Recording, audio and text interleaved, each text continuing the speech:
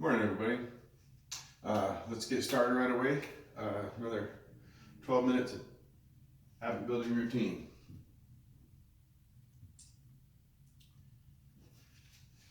So, hamstring stretch. So yesterday I was talking about how you are what you eat, and I wanted to make sure that everybody knew that you're also whatever you ate. So when you eat beef like at just the regular restaurant, say you're going to just eat out and you get a steak or whatever, it's usually just USDA choice beef. All of that is fed corn. I mean, it's not like any of that stuff. They don't grass feed it. And then also, grass fed is only grass fed for like 2 months. I think maybe 3 months tops, and that's right before they sell it. So otherwise, it's corn fed. And then since push those down. So since that's all they do is feed cows corn no matter what, that still makes us corn. As far as that goes, if you do 100% grass-fed beef, I mean, it's safe to assume that it's 100% grass-fed because it says it, but I personally doubt it. I think they still feed it corn. And I ain't saying that you gotta kick corn out of your diet completely. I'm just saying eventually you kind of want to turn yourself into something else. Like, that's that transformation, is becoming something else. And as you become something else, you want to become something good. And so you have to build yourself out of good materials. And the only way to do that is to take good stuff into your body, because that's all you are. Everybody always wonders what the cure is for cancer. And the cure is to not ingest cancer all the time. I mean, that's pretty much it. That's what we do, is ingest cancer nonstop, every day, all day, and our body fights it and fights it and fights it and fights it. And it's only gonna be able to fight it off for so long before it becomes overwhelming and it takes over. I mean, that's what it did to my dad. It Diet Pepsi, you drink aspartame for years and years, and if you keep drinking aspartame and keep drinking aspartame, your body, he was a really healthy man. He was a weightlifter when he was younger, and a cyclist, canoe racer. I mean, the guy did all kinds of stuff. Raced motocross for a while, and he was always really active and everything. But you can be as healthy as you want, but if you're just putting cancer on top of cancer on top of cancer, it's the same thing as the liquid sugars. So you are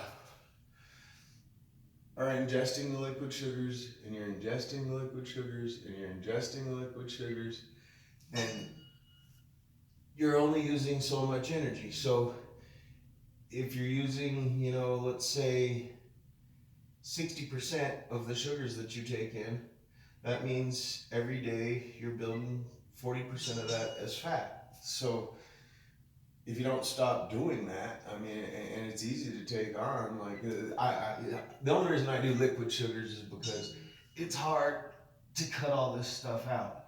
I had mega ups and downs. I went, the first month did perfect. No sugars, no nothing, did great. And then when I screwed up, and I screwed up big. We're gonna do splits now. I know everybody loves this, it's my favorite.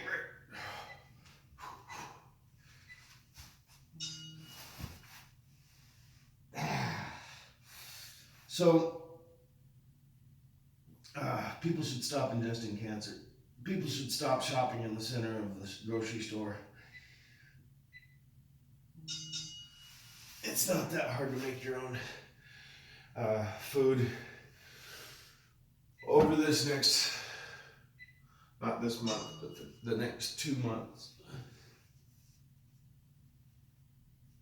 over the next 2 months, I'll go over all the things that you can and can't eat over time, because it's a long list of things that you can't eat. It's not a long list of things that you can.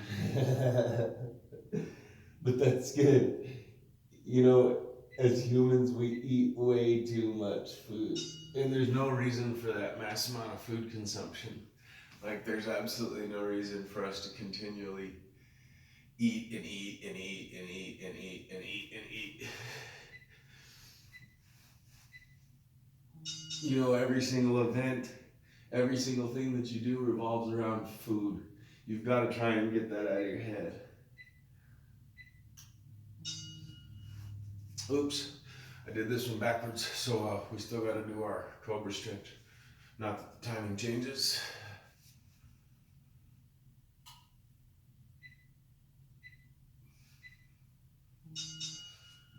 So, I wanted to ask a question, and I don't know how, let's go sideways. I don't know how everybody feels about it. It took me a little while to figure it out, or at least to think about it. And so,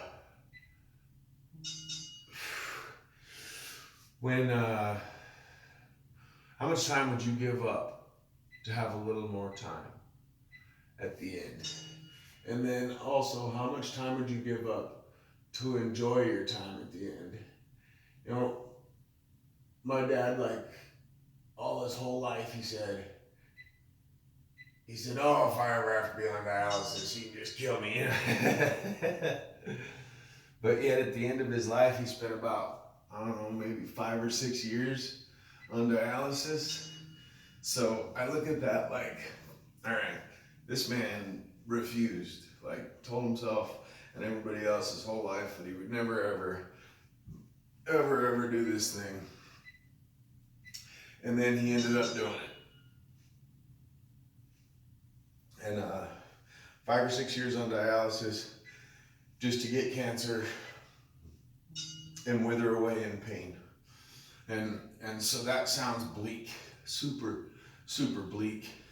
And watching him do what he did is the reason why I'm doing this now. You know, I want everybody to start this habit, and I want everybody to start a routine that makes them want to be healthy and want to feel healthy and want to continue and wake up and want to do that and feel great every day.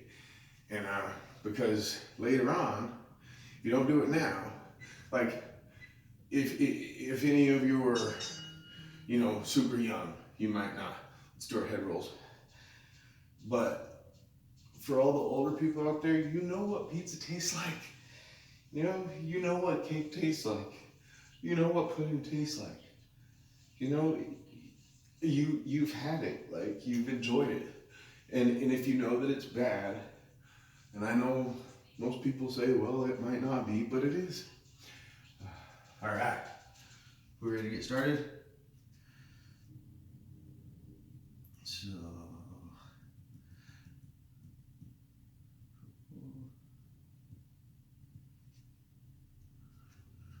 all right, let's get started on squats. So, if you could do this real quick every morning and do these little incremental diet changes, in 1 year, you'll be eating great. Like, in 1 year, you'll be eating the way that you need to eat in order to extend your life.